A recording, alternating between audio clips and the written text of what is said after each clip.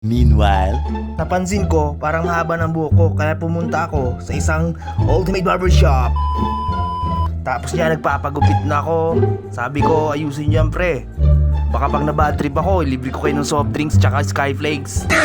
Tapos yan, sabi ko, uy, marami palang nagpapagupit dito oh. Pero isa lang ang pinaka-pogi, yung naka-red.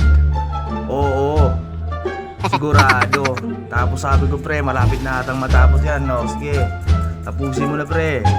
Tapusin. 2 hours later. Tapos nakauwi na ako sa bahay. Sabi ko maligo muna ako, magpapalamig tsaka magre-relax muna ako. Okay yan guys, nakapag-pagupit na tayo. Tapos nakaligo na rin tayo. Okay, medyo okay naman yung pagkakagupit. Pogi mo tol.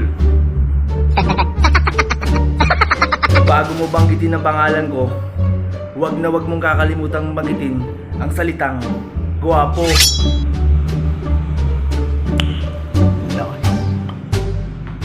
Bago mo banggitin ang pangalan ko, wag na wag mong kakalimutan banggitin ang salitang guwapo.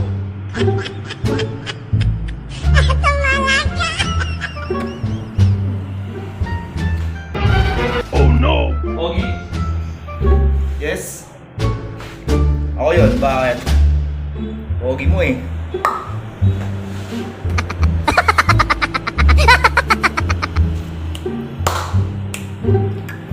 Bago mo banggitin ang pangalan ko, wag na wag mong kakalimutan banggitin ang salitang guwapo.